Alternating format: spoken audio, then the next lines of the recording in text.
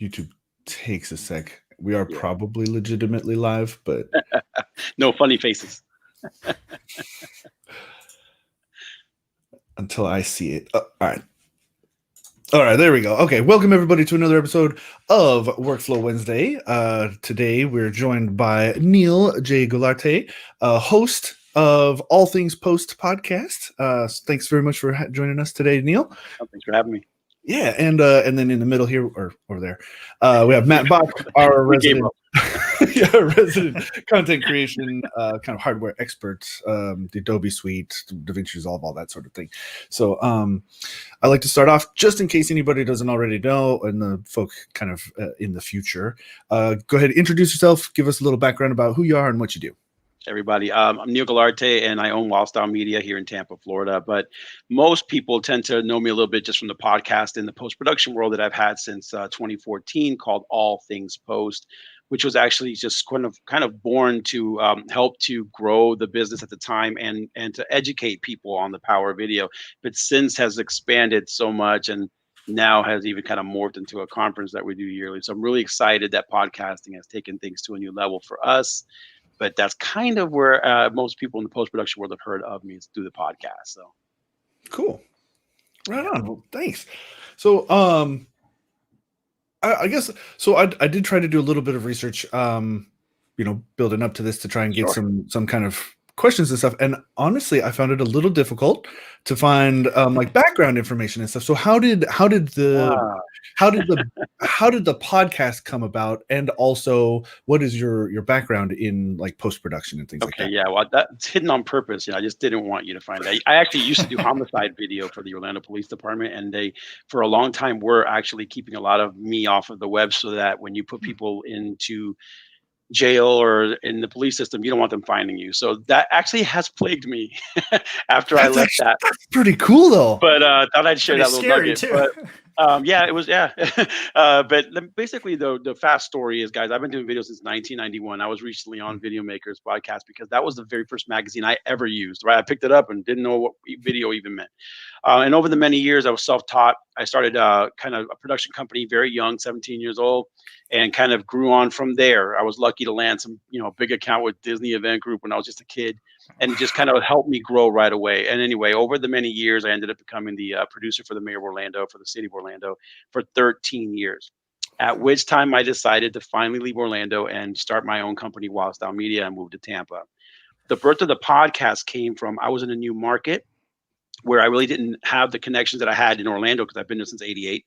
And basically, I thought maybe a podcast would allow me to, now that I'm totally solo and I no longer rely on a paycheck, maybe I could sell the expertise that I've built over all these years and help people, because I knew video and podcasting was the next big thing. How could I help people kind of get out from behind a cubicle and find their voice?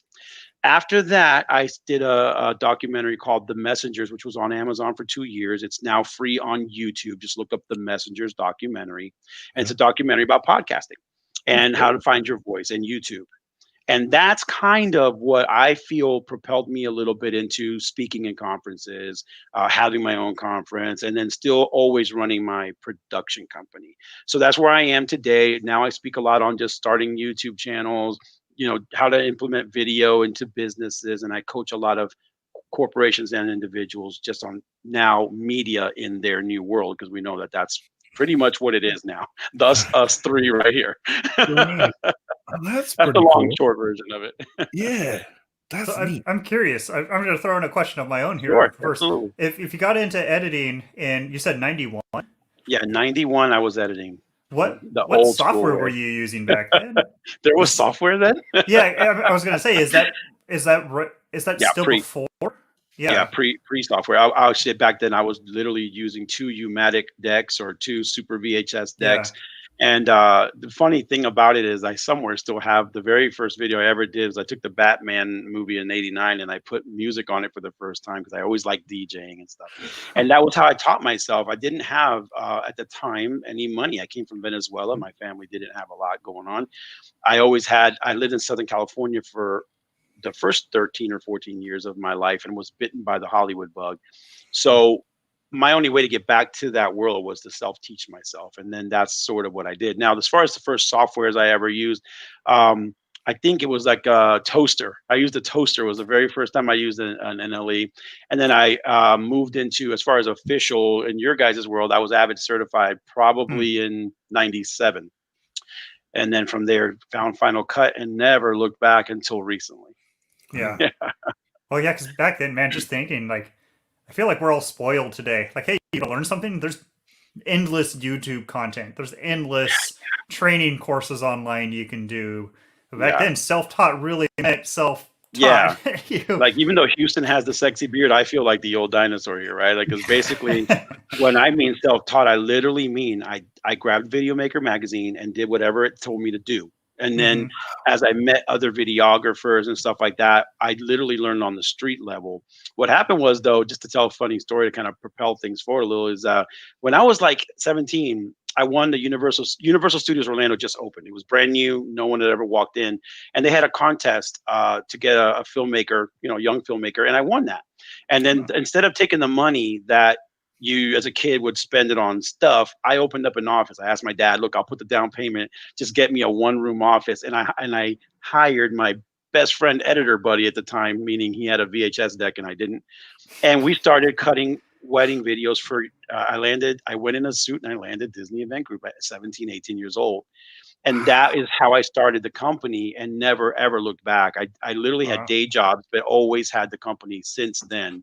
And in 2013, I finally was able to let go of everything and just 100% be completely self-propelled, which is where I am today. And trying to help Hmm. people like us, right? Editors like us that always work for someone. Now that there's so many of us that are entrepreneurial because we're out of work or because of COVID, just really trying to empower them to how to maximize working in today's new environment, but Mhm. using video and the power of audio and podcasting to have a voice. Basically, that's pretty much my mission now. That's Yeah. awesome. Wow. So like you've basically been, like you were saying, you've been doing this, A long time. yeah, since you were 30 a years. kid. I think We don't need to do the math. the fun of Yeah. the fun of the video maker interview was it was on the 30-year anniversary of my first purchase of their magazine. So it was kind of cool Oh, neat. to be full That's That's cool. circle and be interviewed on their podcast. It was amazing. Shout out to them. Do you think it's easier now that for Yeah. like someone starting out? Easier and harder Yeah. because it's easier for everybody to have a barrier to entry. It's so much simpler now. Like you said, you can get a YouTube, you can go get a laptop, or even now mobile editing. And yes, you can edit. Now, where I say harder is I believe, this is an opinion, I believe it was more of a craft when I started, less of a Mm. side gig. So back then, we didn't edit so choppy like they do now on YouTube, where you can get away with the very break every rule, what I call break every rule in production. Mhm. Back then, there was a real art to editing, and when I was coming up, it was how do I make everything cinematic because everything was to TV. But Oh, now we sure. live in a world where cinema is almost gone. And so Mhm. now we've reverted to what I call old MTV style editing, very fun, choppy, quick cuts, everything condensed into 60-second bits. So the Yeah. answer is it's easier to get in, but I think it's harder because now you're starting at a time where we've broken all the rules. So then where do you Mhm. start? Do you start with the new rules or do you study the craft and then figure out how to bend it to your will? So easy depends on how much of a pro, how creative do you want to be Yeah. today? Or do you just want to jump in the water and do what everybody's doing to get likes and followers? It's Yeah. kind of depends, yeah. Well, and now there's also so much more out there. Like, back in the day, yeah, you could get some stuff up on the internet somewhere and like there wasn't much out there. But now, like I It's, don't even want to know how many hours of content is uploaded to YouTube every second. Oh Like man. it's some man, my stupid first show number. was on Ustream, and I think it was in size like 1/4 inch by 1/4 inch, and I used to lean in to watch my show. And then now I have a YouTube channel. I literally started a new one just for my rebuild of my Mustang that I'm working on, and Oh, it's blown my brain just how fast I was able to start a channel, upload a channel, brand a channel, and get rolling. Yeah. Um, so I think because our world is so much smaller now, and literally anyone on the globe can watch the three of us chit chat here, is I think now you have to get in and differentiate yourself. How do you get a message out using Mhm. the art of editing, right? The mhm. talent of post production to tell creative and amazing stories. And in today's world, in less than a minute or two, if you want to have any real ROI on your media. So Right. it's kind of scary. I miss the old days a little bit. I really do miss the craft and the creativity of editing. I used to Mhm. not fix things in post. We enhance Mm. things in post. Now it's a lot of Oh. repair I feel like I'm in a lot of repair. My production company, all my editors are like, we're always fixing people instead of just making it better, you know? Yeah. Yeah. So I remember we did a video recently where we had to change some of the wording after we had recorded. And it's like, okay, yeah, we can do that. We can you grab little snips from here and here and here and here and you hide it behind B-roll and okay, voila. the words are different. But oh man, that took so much more time than if we had like known from the beginning that we should use that wording instead. It takes seconds then. Well, and now you can versus- edit in so many different softwares, and you just it's listen, guys. The world is your oyster, but I still believe at the core of it, it doesn't matter the tool set. And I'm sure if any of you guys tinker with cars, you know this. It's like it doesn't matter that you have a Mustang GT. It doesn't make you a good driver or a car enthusiast. But if you're a person that goes under the hood and tinkers and customizes and studies other cars and goes to car shows and talks to people, you're now right in the craft of it. So I just encourage anyone that's new, that's maybe listening to us for the first time today, is when I started, I studied the grades so that I could find out where I fit in on their shoulders. I'm on their shoulders, right? Sure. So I just suggest like don't just jump in and just be at anything. Like look back and see how we got to where we are today, and then like find your place and then how you want to be seen when the 15-year-old 15 years from now is getting started on their first day with a hologram YouTube channel and they're trying to study you. So like where do you want to be seen when they're looking back? And I've kind of prided myself on that, and hopefully maybe it's working, maybe it's not. Being here with you makes me feel maybe, Yeah. Hey. 30 years is paying off now finally. Right. I mean, I feel sort of similar because doing this podcast and in social media in general, I've just kind of jumped into it, and I'm kind of having to run and catch up and learn as I go. Like, what are the best practices? What is what I'm doing? Am I doing it the right way? Is this just right? And it's been difficult, and so like I feel like that advice applies in a lot of different ways to learn why Citizen Kane is a great movie, why Alfred Hitchcock is so popular, and then you can kind of break those rules. Even what you're doing, podcasting, when I started, there was no video podcasting. Podcasting was audio 99.95%, but I was a video production guy telling everybody to video podcast, and everybody laughed at me. Now here I am on a video podcast. So even as little as 7 years ago, right? Like you just said, you don't even need to go back into Hollywood at this point. Just study 5 years ago and see how much even just online has changed. Even YouTube, it's night and day from clients I deal with from just 3 years ago. It's changed so much. So it's a real challenge to be an entrepreneur nowadays because we've had to change our stripes for my business at least more in the past 5 years than I have in the past 20 years. Oh, wow. It's changed so much. Yeah. And what has changed? It's just the delivery methods. They want faster, quicker. They want everything higher quality at less cost. Production for my production company has damn near disappeared. We're doing mainly editing, consulting, YouTube posts. So it's just really the needs and desires of the world are changing so fast. Like I said, we started a podcast conference just because there's so many changes in podcasting just in 7 years, from your host to your gear to how you podcast. The durations went from an hour show to you better do it in under 22 minutes now. Like there's just so many things that are constantly on the go. And when you're in our end of it, where we're trying to be a provider of those services to people, you got to be on the front row of this as best as you can. Yeah. But it's also exciting. Yeah. I mean, you need to know also where you can break those rules. Like you're saying, like every podcast has to be under 20 minutes, but where is it okay to do an hour? It's just the same thing we deal with it on like workstation side of things. Like we know what most people say, but we also don't care about satisfying most people. We care about satisfying our target. And same thing with like podcasts or video or anything. You literally hit it on the nail. I joked around. You should open the show with that quote. We edit podcasts for clients. We have the Horse Radio Network, which has 1 to 3 hour podcasts. And then I have clients that do 5-minute chewable content. And the answer to how long should my podcast be is always, how long does your audience want to listen to your content? Yeah. To kind of tie it back to like the social media stuff, I've noticed there's like the best practice or I suppose the accepted way of doing things. Like on Instagram, it used to be that you'd want to have like a very short copy, right? Just a little blip, a little blurb at the end. And I've noticed that some channels will have huge, like almost a blog post underneath their photograph, and like you said, it just depends on what the audience and like what content you're producing and how they're consuming it. And Absolutely. because like it all just depends. The biggest thing I say when I consult anybody on day one is, do you know your audience before you're starting? And 99.99% they say yes, and the answer is no. Right. So when I started podcasting, I asked my All Things Post audience literally per episode to tell me what you want to see. Tell me if I'm going too long. Am I going too short? What do you want? I podcast for them, not for me. Yeah. All of my content I define for who my viewer is, not for me.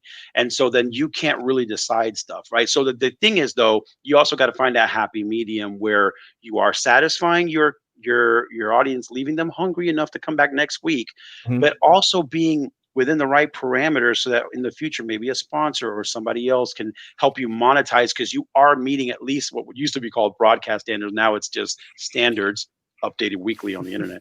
But yeah, guys, I mean, it's just finding that happy balance. And then we all struggle with that. I've changed the direction of my show numerous times in response to my changing audience. Sure. You know, to the detriment of some sponsors and to the benefit of others, you know.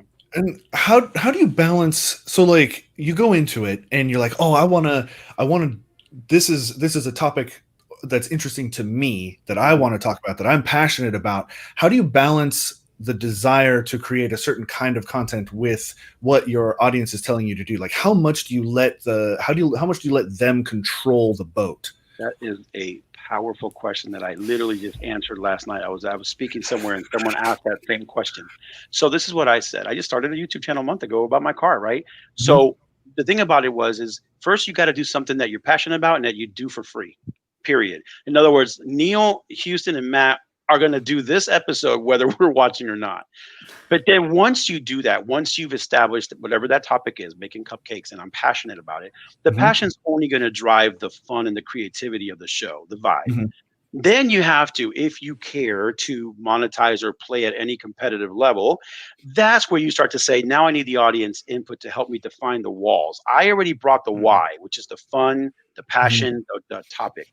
But then once you decide on any sport and you decide to learn it or any platform, then you have to say, now that I've decided it's going to be underwater basket weaving, what are the rules that we could play by to make it a fun show, a shareable content, and that it's competitive in the sense of if a sponsor or if I ever want to monetize in the future, I am meeting the basic needs of what a traditional podcast in this space is doing. So I think your answer is, after you create the ship, then you start to ask everybody what they like about the ship and how they can make the ship better.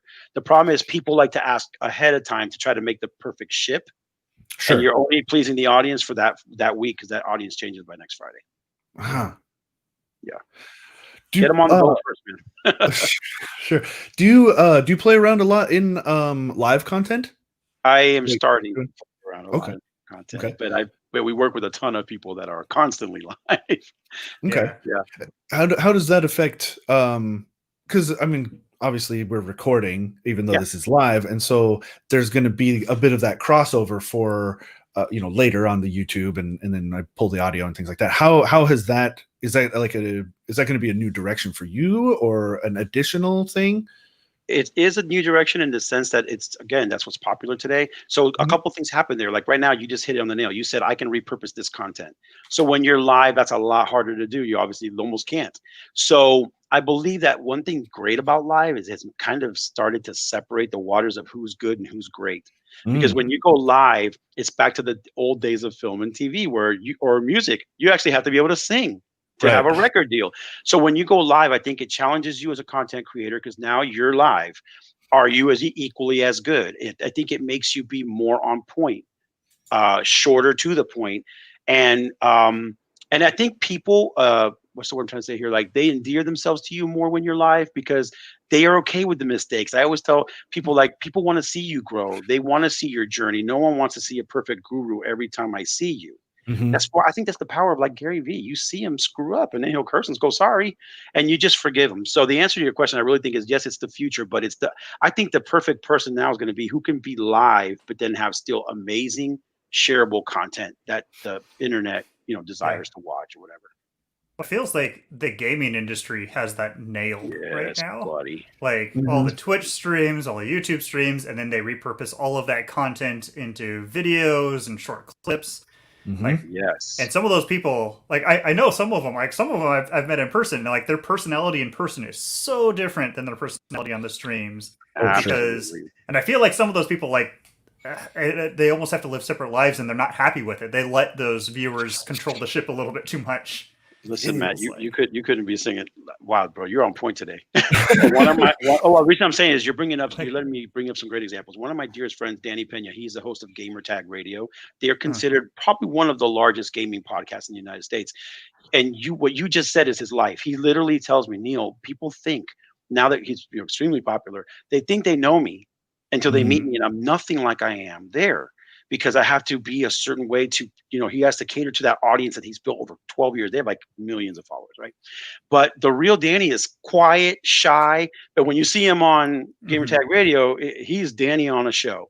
Going back to your live question, Houston, which is it puts him in a different position when he's live, because now he's really him. And so he's had to find that balance, but his fans love him when he's on, when he's off, because he does both. But yeah, if he was being judged strictly on Gamertag or strictly on how they talk on that show, I think people meet him, they'd be like, wow, you're not the guy I listened to for 12 years. Yeah, he's really quiet in real life. So yeah. That's interesting. Because I love live content. I tried to dabble with pre-recorded stuff like for YouTube and things, and it doesn't fit with. It's so weird. I get super nervous. I get so anxious in front of with nobody else around. Because you feel like you have to make it perfect because you have the time. I do think that is part of it. Yeah. But you also look like that guy that I could drop in the middle of a party that knows no one, and when I leave, he's got everyone's phone number and is doing business before we walk out. So I may be wrong, but like it looks that way, right? I'm just saying, like most people that go live easily tend to be people that in a live situation you can rely on them pretty well. They don't, like you said, Matt, the perfection isn't there. They're good anyway in the room. You just open the door and they'll start doing something. It may not be the right thing, but they're gonna do something. Well, some of it is also just experience. Like myself. Oh man, a couple of years ago, like before I started going to more conferences and all that kind of stuff. No, I'm super introvert, but like I'm a lot more comfortable doing like this kind of live content now, just because we've done it so much. And they say most podcasters are introverts. Like 70% of them, I think, was a stat. Like most of them are introverts that use podcasting to get their voice heard, right? So yeah, it's an interesting world, and so talking a little bit about the whole pre-produce, right? That's where the editing part comes in, right? Because social media, you could do live, or you could do pre-produced stuff. But what's happening today, and you asked earlier on, like, is it easier? I think what's happening is there's so much, it's starting to scare people. Like, what should I use? Should I use Final Cut, or should I use like Adobe Rush, or should I use now the Luma Touch? That's on a mobile device. How do I make what I shot yesterday interesting and edit it and put it on YouTube? And how can I do it really fast? Because I'm doing weekly or daily content.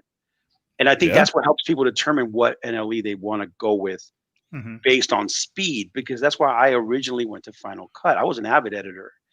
Final Cut I felt made me fast. And when everyone in the planet hated Final Cut X or 10, I absolutely loved it. What I did was abandon what I knew. And instead of trying to make it do what I knew, I just tried to learn their new paradigm. Like, okay, they want me to edit differently. Why? And I embraced it through all the years. It sucked, because it did, until they slowly built it back. Jobs required me to work in Premiere, and I just couldn't, because it made me feel like I was back in Final Cut 7. But the only real benefit of Final Cut, it wasn't that it's an Apple product. It made me faster. I could churn out more work quicker, take on new clients sooner, get paid faster. Oh. Lately, I've been dabbling in Resolve because I feel like Final Cut and Premiere had a baby. And he's 80% cooler than both parents. But there's a little bit of learning curve, and I'm struggling a little bit with it. But Final Cut, as a small business owner, was about, it made me quicker, and quicker made me take on more so I could get paid sooner, hire a team faster. Thus, we grow as a business. And now I'm playing with other things because now we're established, and I can go, but I really like Resolve, and now I want to bring that tool set to my team and my customers. Now it's a little bit more my need, my pickiness. But when it came down to fast, now quick and dirty, I went with Final Cut strictly on speed of that magnetic timeline and things like that. Yeah. Well, and a lot too. I always hate the people. Well, I shouldn't say hate. I always disagree with the people that get very attached to one thing, whether it's different applications or we see it at least in the hardware world, like people who are very strict AMD, they love AMD or Intel or Nvidia, and like people get in fights. And it's like, no, none of those companies care about you. You are nothing to them. Why do you have loyalty to a single like company? It's the same thing with NLEs. It's find the one that does what you need it to do and that meshes with yourself. Like myself, like, I really love Resolve too. Like I've been doing a lot of stuff in Resolve recently. Nothing that ever goes out on the web because I do not have the creative side of things. But like I love Resolve, but if I ever do have to do something, I find myself actually going to Premiere. And it just, for whatever reason, it just clicks a little better. Maybe it was just because it was one of the first ones I learned, so I learned whatever practices that matched. So all of these things, I guess my advice is don't get, even if you go to like Reddit or whatever and ask what software should I use and everyone says one software, go ahead and dabble in those other ones. Most of them have free or trials. They all do the same thing. And when I started the All Things Post podcast, we created a Facebook group. It's got about 500 editors in there now, I think, or a little over. And everything was so Premiere heavy when we first launched that Facebook group, because really what I wanted to create was a place where we can just all ask for help, advice, assistance. It quickly became the Premiere group. And then every time I would post something for Final Cut, I literally felt like Apple's only and remaining Jedi editor alive. Okay? Now, what's funny is it's incredibly how much it's changed. Like we have Sony Vegas. Not Sony anymore. I'm sorry, Vegas Pro 18. We've got users that are in there using a lot of Premiere and Resolve and Final Cut and even stuff I've never heard of. And that's a testament to what you just said, which is, look, in America, we're just brand guys. I grew up in Southern California, right? So you were either skated Tony Hawk or nothing, right? So like, there's always a name brand of something, right? Back in the old days, like I wear OP, like this. Nowadays, it doesn't matter. You wear what represents you as an individual. Same thing goes as an editor. Use the tool brush that gets the job done. And more importantly than the job, if you want to go a little bit more than technical, back to my old days of storytelling and use the tools that help you be the best storyteller. Anybody can edit. Be a better storyteller, man, because that's what's going to, especially in today's world, you have 60 seconds to tell your story now. Any NLE will cut it, man. But you really got to look at just, in my case, Final Cut just worked, but now lately it's changing. We have more room to play in Resolve, and now I'm starting to fall in love with a lot of what it does, and I'm slowly now getting stuck in the middle. And now every job is, which one should I start it in or finish it in? Yeah, Resolve, man. I can always talk a lot about Resolve because I love what they've been doing with. They've got Fusion in there and the Fairlight stuff and the new edit or cut page, which that one I haven't really dived in too much, but all of that stuff has been. I don't know. It's really nice to have everything in one application where it's just one project and it's database, so you can like have multiple people in the project and everything. You can share things and. And for people like me that are a little bougie, it's a nice looking interface. Like I always love the pretty GUI, right? Like so. Although, I will say I don't like you can't totally customize. That's one thing I still like about Premiere. Like I like to have lots of monitors and stuff, so I can drag things over there and over there and over there. And Resolve, it's like no, that's what it is. You can hide things or show things. I think they'll get there over time. We got to remember Adobe is king, and they've had so many users for so long with so much feedback that they have incorporated tons of it. And same Final Cut kind of, but I think Resolve, what's happened is they were that one guy no one was paying attention to. And now they're like, oh, so you like my new beer? Then you're going to drink my beer for a while. I'm still, at some point, I will incorporate all your likings and flavors, but for just a little while, just drink what I made you. There's that little attitude of, you can go to anywhere else for anything. But listen, so many people use the color option, and that alone makes every part of that thing worth it, because especially if it's free version, just for the color alone. If you did nothing else in there, it's worth it. Yeah, colorated. Like honestly, I like I said, I go to Premiere a lot, but man, I'm not really a huge fan of the Lumetri stuff. Me neither. For some reason, it never seems to be. I don't know. There's so many different ways to do it, but I feel like I'm always like, if I'm trying to use the color wheels, like I'll drag something and it's like it's all the way. Like I want to boost those shadows a little more, but it's all the way up. I don't know. Has a little bit of that problem as well. Yeah, but Listen, that again, that takes us back to the old days of there used to be a colorist and there used to be everybody did something. Now everyone's a one-man band, and I think that's where Resolve is winning. It's allowing the little guy that it works in government that they're not going to hire another guy to help him, and now he can finally finish everything in one place. And I think that's the strength of Resolve. I admire them for that. But there's room to grow for sure on their end. Yeah. If the developers are listening to us three right now. Guys. I mean, even for like the larger people, though, I feel like it also has a lot of gain. Like, not having to conform, using XMLs or EDLs or whatever all those formats are, not having to deal with those that never work quite right, and they always have problems with like transition. That happened to me yesterday. Yeah, XML. Everything being in one spot, and like you can use the same project. You can just like set up a VPN, even do it from home. Like, yeah, you got to get the media to yourself, but like the projects, you can make changes, and it just trickles down. I'm excited to see where they're going. Like I said, I used to DJ, so I love Logic. I love producing music on the side when I'm not buried in work. And I play in Fairlight a little bit here and there, and I can see where that is going. Like, it's like if you're listening to us today and if you're an audio person and haven't played in there, you're doing yourself a big disservice. I think in the next 5 years, that's going to be an awesome situation. Because Fairlight was a really big visual audio application before, and then Blackmagic bought them or something like that, right? I think when they put it in the suite now, it just kind of got forgotten a little bit. Not that it's forgotten by users, but like when people are getting in, they're still exporting the Pro Tools or Logic because that's what they used, And when I started playing in it, the more and more I play in it, the less and less I'm going out, Yeah. It does look a little, it was a little bit like ooh, this doesn't look like everything else I've ever used, right? So almost like when I first used Ableton for the first time, it was like Chinese to me. It's not track-based vertical like a mixer, right? It's sideways. So literally the Germans were like, hey, do everything you're doing, but do it like this just because it's cool. So I feel that's Fairlight. It's like, it's still amazing. It does everything you've ever wanted, but you got to do it crooked, just so you get used to it. Just so you get used. And then if I could touch on that is I just want to encourage editors to stop. And you said it, but I want to say it again, guys. If you're not listening, stop being so stubborn and doing things in just the way that you always do it. It's literally like dating. If you just apply the same thing to every person you date, you're going to fail. You adjust for every person based on what they bring. Well, each software brings different tool sets. I think you're limiting yourself. And listen, for the people that like to only be in one thing, I still like to bounce all over the place sometimes just to get the best of everything. Like, I like to use everything for its strengths. And sometimes it takes more time, but my clients love it because I'll go to AE for that one little thing it does, or Motion for that one little thing it does, and I'll compile it together into one project. And I just want to encourage people to stop playing in such a barrier mentality and just be an artist that uses all paintbrushes, man, to do your graffiti the way you want, not keep conforming to what. And you kind of hinted on that, was a conforming factor. Yeah.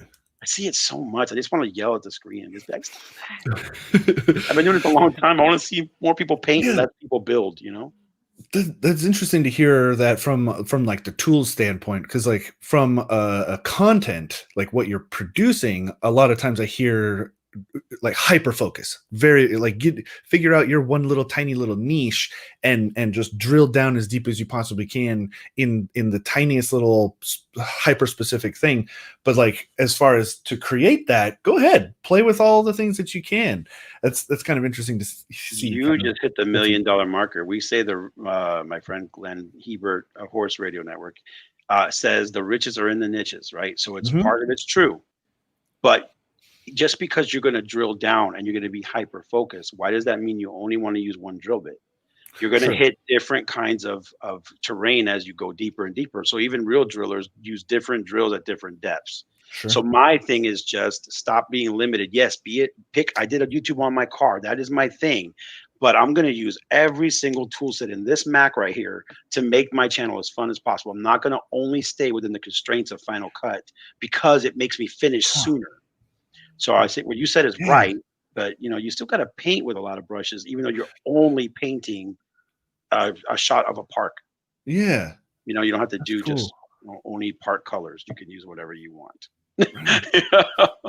So I'm kind of glad you mentioned your Mac, because we did have a question that's been waiting for a minute. John Cranman on Facebook, he asks, how does a stacked out PC compare with a new Mac Pro with something like Cubase?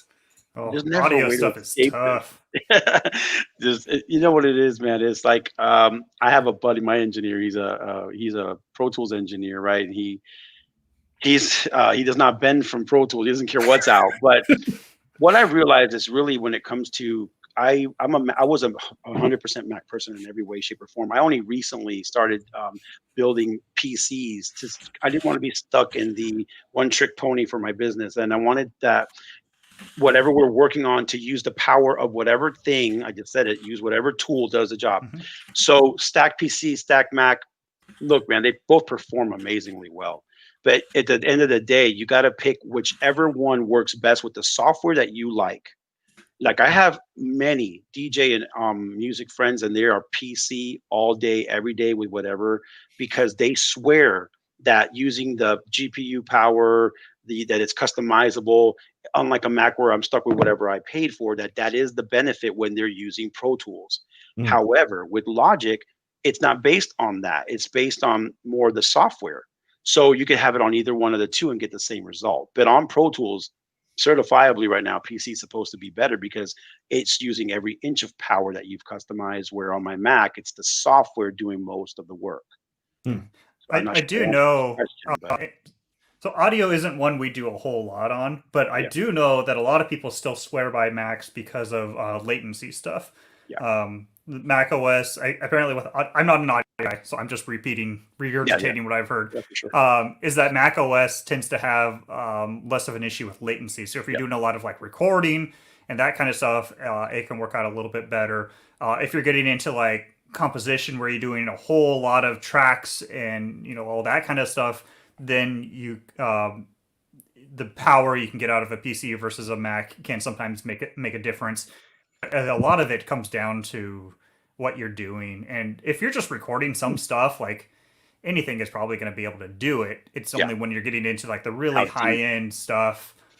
We have a few customers that are doing a lot of like VR audio, and like sometimes in those kind of things, it starts to get a little Yeah. crazy.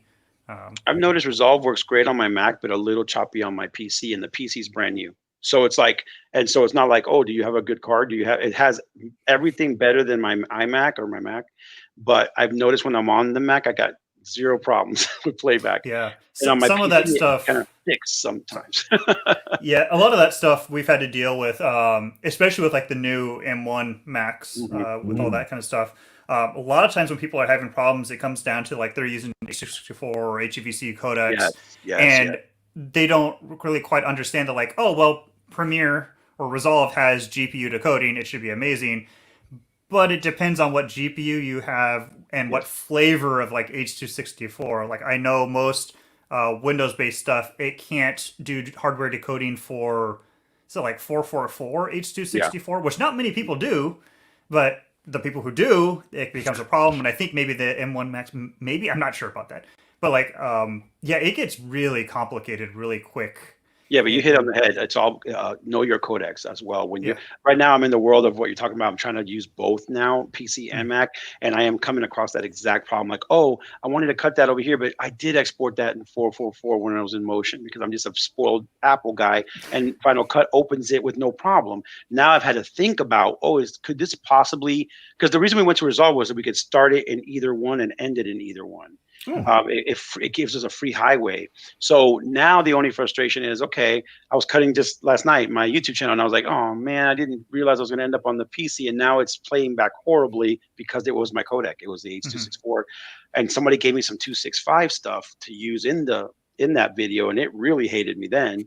But then I brought it to Final Cut, and it played back perfectly. So I don't think it's which one's better. It's like you said it best. Know what ingredients you're putting into it. Does Mhm. it work well with those ingredients, and study that beforehand. And see, that's where now touching a little bit on editing. On my previous interview, I talked a lot about when they said, "What's your secret for everybody?" At the end of the show, I was like, "The secret is before you ever edit, organize everything, knowing how you're going to edit. Like it shouldn't Mhm. be workflow; it should be flow work." Because if you come up with a great flow of how you're going to organize clips, codecs, what's going where for that composite you want to do, then your work will be a lot less, and you could be creating and enhancing more and less work. So I want to repeat that here. Like if you know you're like me that might be between PC Mac on a Resolve job, it's going to matter if you take the wrong codec over, and then you're going to be mad at a PC. Really, it's not the PC's fault. It's yours for not paying attention to the codecs before you went back and forth. Yeah, and it gets amazingly complex. Like some people think they know codecs. Oh yeah, I understand the difference between H.264 and ProRes. No, there's so many different kinds. Yeah. And especially like you get up into, crazy things or higher end things like, red. Well, then it really gets okay. Yeah, like what are you shooting? Oh, red 5K. Okay, what compression is it? Like 3 to 1? Is it 22 to 1? You're going to be encoding media for a while. Yeah. That happened when I prepared the Blackmagic. Yeah, I went through that headache. Yeah, and so many people are like, we get it all the time. They want to know, okay, I have an infinite budget. What will let me cut this whatever live without proxies? And so many times I tell them, like, it's just not possible. Like, you can't. You have to make a sacrifice somewhere. You have to either be okay with not being at full res, or you have to be okay with making proxies. Like, we can make the proxy generation faster, but it's everything. Like cameras, it feels like are always a little bit ahead of the technology to edit whatever they're shooting. Yeah. So this is why I think we should all stop being editors and become ballroom dancers. It's a lot less complicated, man. Maybe for you, man. I couldn't carry rhythm in a paper bag. I mean, people talk to me about editing, and I like just like we're talking right now. Like I think we had them for the first half. Now we're diving in so deep that we've lost some of the beginners that are doing YouTube. But what he's basically saying in English is just keep it simple, stupid. Sure. And just if you have a problem, there's always a solution. The solution isn't always throw money at it. Oh yeah. So you can look like again, I'm big in the Adobe ecosystem. So like I know that like recently they've been making a lot of changes to make proxies easier. Resolve has the optimized media, and take a look at that stuff and like configure it, because I think a lot of the defaults are something that's going to end up with giant file sizes that a lot of people, especially starting out, aren't really going to be able to handle their project blowing up to 2 terabytes. But you can adjust those things. You can turn it just into like a lower weight version of H.264, and oftentimes that'll be enough without blowing up your file sizes. I ran into that when I first moved to Resolve. I didn't set anything, and it was like, whoa! But yeah, man, you're basically you're hitting it on the nail, man. Everybody just listen to Matt. That's the whole point of this show. So far, everything he's doing, I'm like, this guy's on point today, man. I love it. I'm curious your thoughts on like social media and video content there, as far as like Instagram but in particular TikTok. I have a couple younger girls, 15 and 10, and TikTok's really big. They consume a lot of that content. I'm curious more from like someone who's had a lot of experience in the video production space. What do you think about this sort of like really bite-size content? Okay, so I have a 6-year-old, and bite size works against my mindset because I love cinematic, which equals long and pretty. But I was just at a meeting last night where they had a bunch of content creators discussing the move, how they were going from doing YouTube Shorts now, which is a brand new thing that YouTube just launched, and then TikTok. And so I think it's great in the sense that we're going to learn how to cut the fat very, very, very well. My fear with all of this fun and extremely short stuff, which will be an unpopular answer, and I'm sure I will lose some points on this, is then we're not going to know how to tell a real story, because our mindset's going to start to think like the little donuts that we eat quickly instead of how to make a real donut, right? So what's happening is my daughter literally talks in 60-second snippets now. Everything is daddy, fast, fast, fast. So the minute I show her anything longer, she's bored to death. She's literally now training her brain that everything has to be delivered to her in 60 seconds or so or less. And that's my worry. Other than that, though, I love it. I think it makes you be more creative, makes you be quicker on your feet. It's creating some really unique shooting. People are shooting from all kinds of crazy angles and all different. Some of the effects that they're doing are really exciting too to see. So the fun factor, I'll give it a 10 for sure. I'm a little concerned about the way we build habits as a human being. And will we then no longer be able to sit through a great movie because we're not seeing it like this? Well, and that's interesting though too, because I've noticed it mentioned that the cuts in even cinematic films, scene changes or cuts have gotten shorter and shorter. They're like 3 Mimicking seconds, it. and then boop, boop, boop, boop, boop. And it's almost like that's kind of the evolution as well. Okay, if we're going to change an hour and a half movie, if we're changing scenes every 3 to 6 seconds, why not the whole movie in 60 seconds? My buddy Gabe last night, he described what you just said. He called it pattern interrupt. And he was talking to the different people in the room about, they asked, how do we edit our YouTube differently than our long form content? His answer was, you need to do a pattern interrupt every few seconds.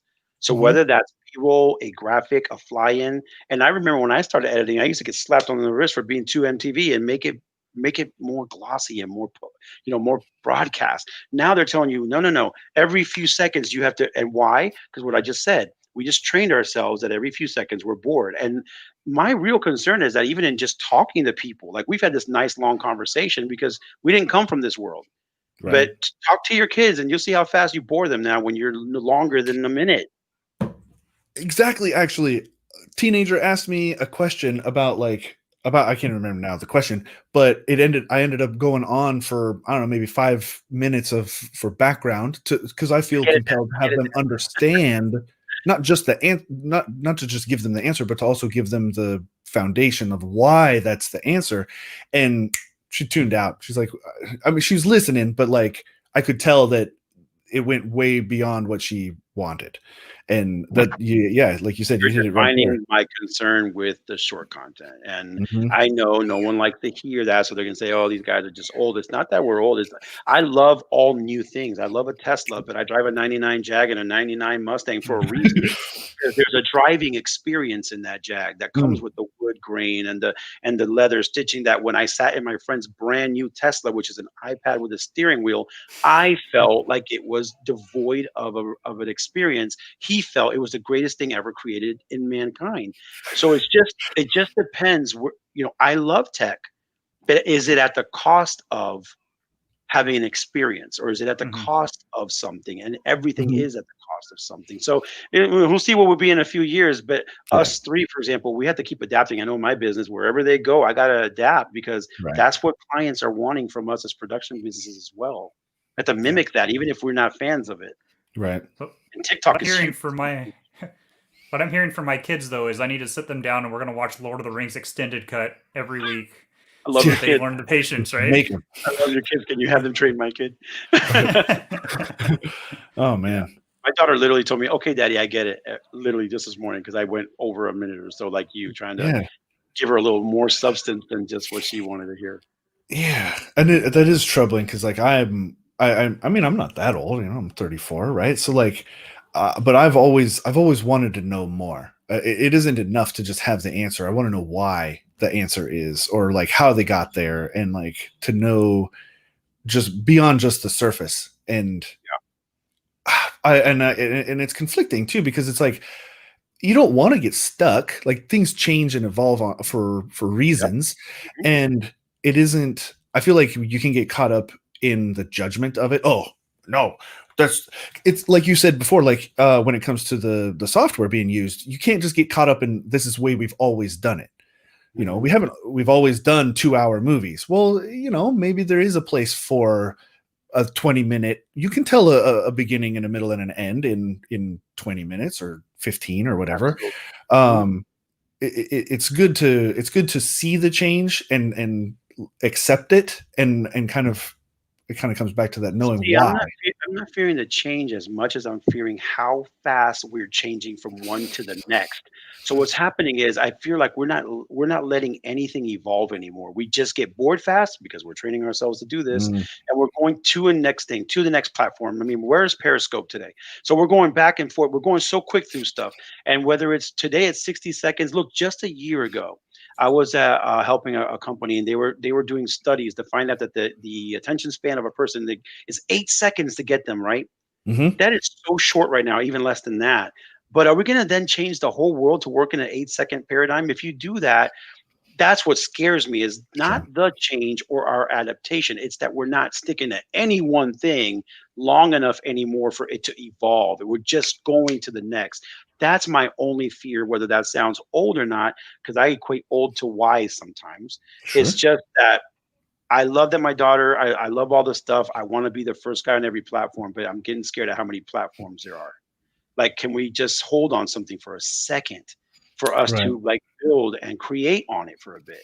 And Mhm. that's what's making me a bit nervous because look at how big Instagram it was. Literally last night's meeting, everyone was just trying to figure out how to get on TikTok. And I thought to myself, when TikTok first came out, I thought it was more for kids and dancing and this, and now it's Mhm. for everybody. And Oh, that's yeah. awesome. That's what the platform is for. But man, now they're acting like yesterday's thing is gone. So what if you built your Hmm. business on that? Or what if you had a production company like me had just bought all this equipment to cater to something and now it's gone? Well, That could bury you really quick, man. I think it's similar to like you were saying about the software. What if I built my entire business for the last 15 years and we've only ever used Final Cut and now the thing is Resolve?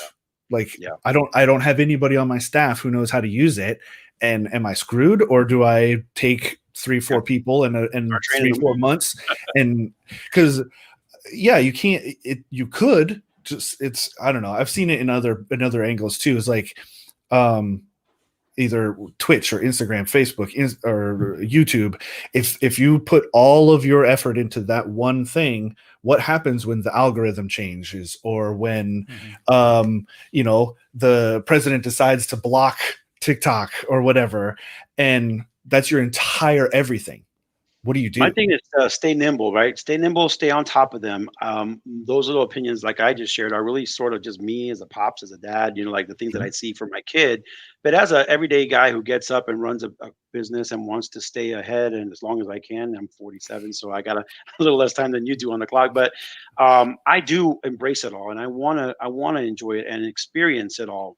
I'm Mhm. just a little nervous at how we're becoming squirrel mentality on purpose, and can we undo that later? Will that be something that we can then easily go back to other things, not always go back to the past? That's a mistake. Sure. But I don't know, man. It's we're stuck in a weird place. All I can tell you is we're trying it all right here. Right. Yeah. That's And good. we're trying our best to stay on top of the game. That's cool. That's really Yeah. cool. Uh, yeah, I'm a big fan. I've kind of been I've had my fingers in technology since kind of the early days, and I enjoy seeing what the kids, what's popular, because what they're using is tends to be what sticks around, at least, or for a while at least. And so it's always interesting to see how things change and evolve. I grew up, my first game was Pong, and now I watch my kid and my wife play Fortnite, and they have no concept how amazingly powerful and beautiful gaming is compared to what I grew up with. So Yeah. I'm all about the new, right? But Mhm. I think I like the new more because I know yesterday. I know what Pong sucked. I Right. remember Mario 1. I remember, whatever the games were. And I think when you've had every console before, you really appreciate the upgrades and changes. For I sure. think what's happening now, like my daughter's proof positive. We upgraded our console. Now she wants the what is it, the Switch, whatever, the next console, and she's not even knowing what's better about it or anything. She's just on to the next, on to the next. She doesn't even Yeah. really value what benefit she's getting from getting something better or new. I And mean, That's kind of what I worry about. yeah, that's not a good thing either, though. People do that with phones. Like adults do that with Amen. phones. that's Don't get me started yeah. on that. I was I was going to mention something similar about, because the teenagers similar like that is like, oh, I want the iPhone 12. Why? Because it's new. Just cause, And yeah. So we're I'm like, is it really going to improve your Snapchats? Is it really going to, well, it's just bigger. It's a bigger number. It's new. And so like, I tell my wife in my business, I am the most modern man created. And on Saturdays, I go to car shows to see 67 Dodge Darts right? because I still want to talk to the guy that owns that car because I want to appreciate why that iPad is in that Tesla. Mm-hmm. And I understand what the evolution is, but I also see very much what was given up. There's no more wood grain, there's no more details, no more cool tacks, right? So it's really just about, but it's individual, guys. That's an individual thing. Some people are Mhm. digital babies and they don't care for the past at all, and they live perfectly happy lives, right? Oh yeah, But yeah, again, yeah. that's why you just got to find, like, back to full circle, right? Back to just use whatever makes you be a great storyteller in the way you like to tell stories. There's always an audience. There's somebody out there that likes Matt's movie. Someone's going to like Houston's movie and Neil's movie, and That's you're all the same.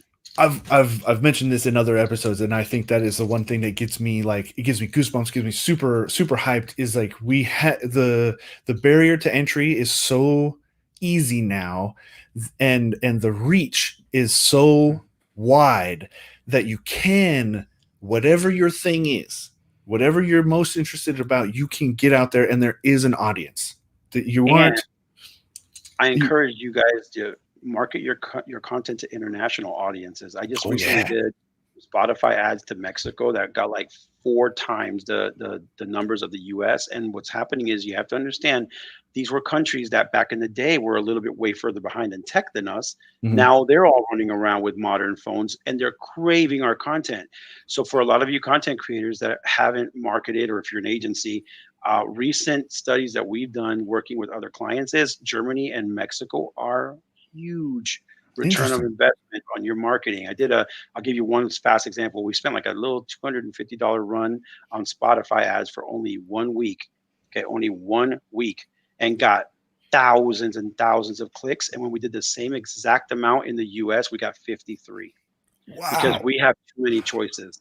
And they're craving the one choice we're giving them. And the clicks were through the roof for Mexico and Germany. That's interesting.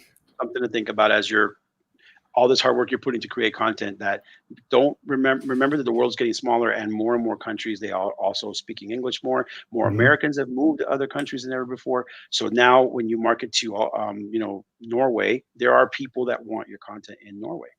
That's cool. And then you open your door to international sponsorships, international product endorsements. So just don't think so small anymore. Think global with all of your content, regardless of how you're making it or with what tool set. That's really smart. Yeah. You gotta think God made an earth, not just a country, Right. He made a whole place for us to play. We want to still stay in Florida, right? I taught all of my clients, like, stop staying in Oklahoma. He made New Zealand for a reason. Enjoy it. Yeah, I've even seen, I heard, I think it was on our internal Slack, someone was talking about someone they knew who, with the COVID stuff and everyone working from home, they decided that they just moved to a tropical island and was just renting a house month by month because it was cheaper than where they were living in wherever, San Francisco or whatever. And so they get to work on the beach. And why not? And why not? I think that's super cool. And we've always been able to do that. And we've been forced to change. I could have always done my work here. There's my entire everything is all online anyway. I was working when I was in Hawaii, there's no reason not to. It's just and you're talking about too now people being just stuck in patterns and loyalty to jobs. And you're absolutely right. We've always been able to do what we do, but we fought it, right? It was a system of control. I don't trust Houston at home. Is he really going to do more? And then they did studies to find out that when you work from home, you do more. You're more productive than you are at your job. Yeah. So now what are they going to say? Right. So it's just like, look, man, the world is your oyster right now with technology. Even just what we're doing right now, it kind of blows my mind. As I'm kind of thinking here, I'm watching what we're doing. I'm like, wow, I remember when I used to stare at my thing. My little show was so small, and it's so exciting where we're going. I love being a content creator at this time of life. It's the best time. You guys can make whatever you want right from your phone. Yeah, hands down, the best time. Absolutely, I totally agree. Which actually leads me to a really good question. What are you most excited about on the horizon in the future, the next year to 5 years? Wow, great question. Well, I kind of touched on it, which is the whole creating for more international is one big thing, and that I'm pushing in my own business. But tech-wise, listen, man, this whole I have buddies that are dealing a lot in this not virtual reality. What's the other one? Augmented reality. Augmented. I wasn't as much of a fan of that until some recent things that I've seen. So that's one thing that I'm really kind of like, ooh, that's going to be big. But more importantly, man, it's really just the change in these platforms and how we're delivering what we make to people. What I look forward in the future is that be global. And I keep repeating it, and maybe in 5 years you'll say, Neil, you told me that. Oh my God, right before Christmas. Is that you really become a content creator for the world and less of for a region. And whatever tech gets you there, whether it's a hologram, augmented, doesn't matter. We're all just using tools to reach people. So just stop limiting who you reach. Because with all things post, which has been the biggest blessing, I get guys from Africa that are just starting to edit because internet just became available, and they're literally absorbing every training, everything we do that's free there, just because to them, guys, we may be tired of stuff here, but to somebody in another continent, it's a first time ever experience with video ever. So I'll end it with that in the sense of, even when I coach, I tell people it's my 50th coaching call this week. And for that 50th caller, it's their first call with me this week. And we Right. have to think like that as content creators, is everyone seeing your video for the very first time in another country or in another place. So one last question, since we just hit Yeah. over our hour. How, say, as a person, like say I'm just starting my YouTube, how do I target more than just, Nebraska? Well, let's say a great example of YouTube, since I just started a channel, right? YouTube has their own algorithm, their own planet, and you're playing in their world until you get a certain amount of subscribers, at which point Okay. you earn and unlock benefits and perks of YouTube. Okay. So which part of it is them promoting you. So once Mhm. that occurs, you have a broader audience. But really, whether it's a podcast, it doesn't matter your platform. If you want to reach other countries, you need to cut a check and you need to run ads that are targeted to other countries to introduce your medium to them. Another thing I do a lot, guys, is I'll go on other podcasts. I'll purposefully try to find ways to guest on Mexican American podcasts, or a podcaster that they speak English, but they're out of Nicaragua, and you get on there and you introduce yourself to their audience, and all of a sudden your audience just grows, because they are truly starving for content, because That's they interesting. just got what we've always had, which is access to Yeah. the internet. They just got it in That- some countries like less than a decade ago, and it's now robust. So just like we had AOL, they're just now in some countries. I'm from Venezuela. They're just now getting there, man. Wow. And guess what happens when you just get somewhere? You find everything that was there 10 years ago. Right. So to them, 10 years ago, YouTube is brand new. Wow. So just think like that. And you know what? Just get more guests that are Hispanic on your show. Get more guests that are from other countries. And like I said, stop limiting your reach. Want to be known more in France? Look for a French video editor and interview him on your podcast. And guess what he does? He shares it with all his French fans, and voila, you're now in France. Makes sense. Yeah. So Oh, yeah, that's cool. man. Yeah, Yeah. it's exciting world, man. Stop playing in your little background. You can play anywhere you want nowadays, man. That's it. That is the goal, I guess. In the end, that's the That's point so of this cool. our interview. Turned out to be just be international. Oh, well, The and tools we use, it doesn't matter anymore. that is good to kind of really kind of push on that, because I guess, even, I mean, I've played online games and stuff for decades, and I've played with people all around the world, but I never really thought of it that way, of like, it isn't just the United States anymore as Yeah. the big guy, the big player. You can reach, the sticker fanatics in Italy if you really just try to get out there. That's really neat. Houston, guys, I'll end with this. So when I started my conference, which is called Cinema Voz, which is voice in Spanish, it's for a reason I'm saying to market the conference is to use exactly what we're talking about as an idea. Okay, it was called Cinema Voz because we were mixing English-speaking voiceover actors and with the ones who dub it in Spanish. That was the original concept. Once we got there, do you know what we found out? It wasn't so much like that most of our guests were from other countries, meaning they were coming from Spain, Portugal, because guess what? In their country, in our country, everything we make, we have it dubbed into Spanish, but it's not every dialect. It's 90% Mexican American voiceover artists dubbing for the rest of the world. And what we found out at this conference was everything they make, they wanted dubbed in English. So they're looking for American voiceover artists to be the English voice of their superstars in their world. So what we ended up finding was the reverse of the whole reason that we did the conference, because what they were telling us is, no, we didn't come here to try to get more work in your country. We're trying to find you so that all of our content from our continent can be dubbed for your audience. So that tells you that those other countries are now trying to infiltrate so that we get their content more than them getting ours the way it currently is now. And if you look at Netflix, if you just look at that, and I'll end with this, look at how suddenly a lot of the Netflix shows are being from everywhere else. They're from Australian production companies, New Zealand. That's a trend. Now watch that in 2 years. You'll see, I told you today, the rest of the world wants to access to our audience, and we're stuck thinking our audience is prime. That's so cool. And that we want to reach them. Think the reverse now as a content creator, and in a couple of years, you'll love us for it. You'll say that Houston, Matt, and Neil told you so. Oh, that's great. And I think that's a fantastic place to end too. Yeah, that's great. Awesome. So yeah, we fun. are a little bit over our hour, so we'll wrap it up. We'll say goodbye. Thank you so much, Neil, for joining us, taking time out of your day. This has been fantastic. What a great conversation we've had today. This was It's been a so pleasure happy. meeting both you guys, and I invite the audience. Please check out All Things Post, and I will meet you guys there. And just tell me that you found us here, and I'll be happy to give you a shout out. Awesome. All Things Post. It must be on like every podcasting platform. Better be after this much time. But really, most people find it through Apple Podcasts, but it is on all platforms. And I'd love to have you guys visit, or love to even have you guys on my show. It'd be really cool to maybe invite you guys, reverse this thing.